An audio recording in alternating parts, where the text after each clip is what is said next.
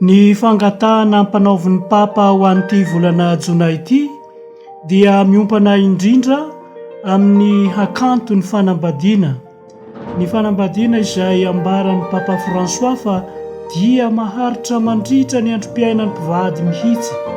Amin'izany hoy izy tsy irery akory ny mpivady fa eo mandrakarivo Jesoa miaraka amin'izy ireo.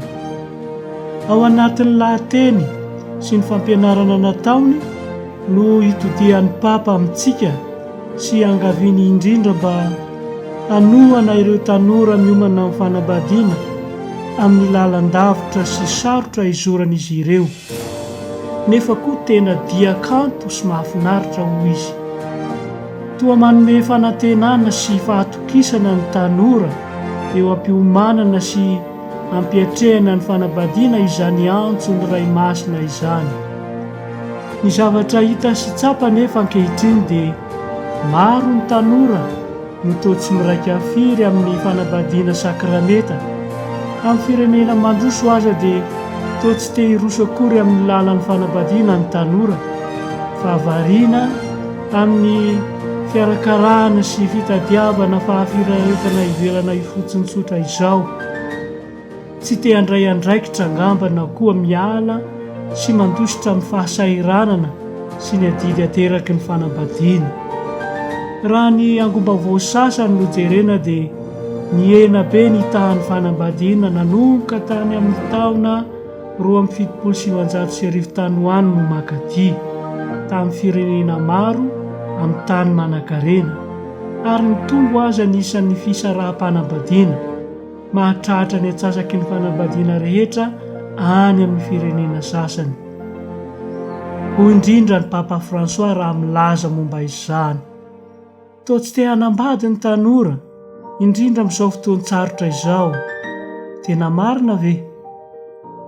Ny fanambadiana dia efa voatsodranon'Andriamanitra hatrany am-piandohan'ny olombelona ka masina sy lavorary. Hoy ny boky Jenezy ao amin'ny toko 1:20. Dia nitsodrano azy ireo Andriamanitra ka nanao hoe miteraha maro, mitomboa mameno ny tany ka mizaka azy.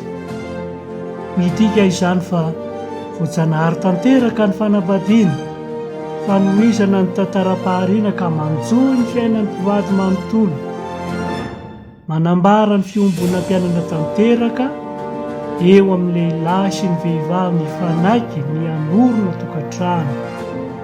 Toy izao no ilazan'ny fampianaran'ny Eglizy izany ao amin'ny katesizmy fiangonana katolika laharana 209. Ny fifanekena ara-panambadiana izay anorena ny lehilahy iray sy vehivavy iray eo amin'ny samizy tokantrano iray ho amin'ny fiainana manontolo, nalahatra araka ny toetra ny voajanahary amin'ny soa ho an'ny mpivady ary koa ho an'ny taranaka sy ho an'ny fanabeazana ny zanaka, dia nasandratry Kristy Tompo eo amin'ny samy fitabatemy ho amin'ny asa ny sakrameta. Lalan-davitra sarotra no izoran'ny mpivady ao amin'ny fiaina tokantrano, ka ilaina mandrakariva ny fifanohatohana ny mpivady sy fifampisarana ny fiainana ho fandavorariana sy hanamafisana ny fifankatiavana ampiraisy ny sakrameta.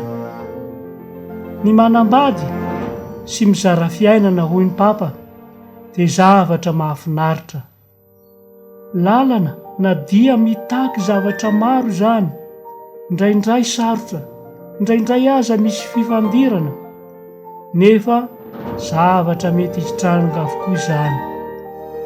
Tsy irery akory ny mpivady amin'ity dia mandritra ny androm-piainana ity, hoy hatrany ny Papa.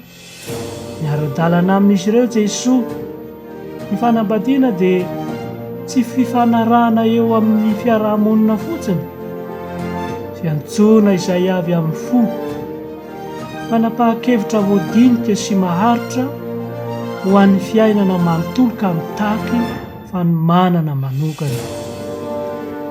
Eo ampamarana ny lahateny no anaty santeran'ny Papa amin'izao fangatana izao manao hoe miangavy indrindra ahazady noho na mihitsy izany. Andriamanitra dia manana nofy, manana vina ho antsika dia ny fitiavana, ary angatahiny isika hanao azy io ho antsika. Andao ataontsika ho fananantsika ny fitiavana izay nofinofin' Andriamanitra.